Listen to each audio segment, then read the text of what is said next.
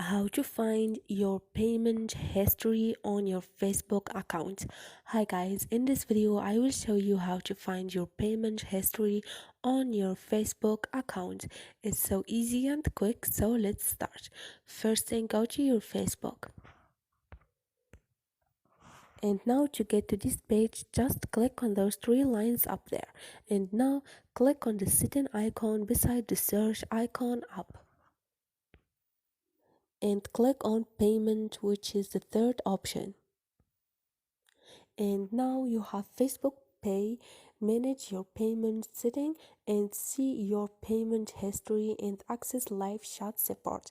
Just click on it, wait for a second, and like you see, I have no activity on payment. And if you have, you can find your payment history in this place. So this is it guys, hope this video was helpful to you, and if you like the video, don't forget to subscribe and like.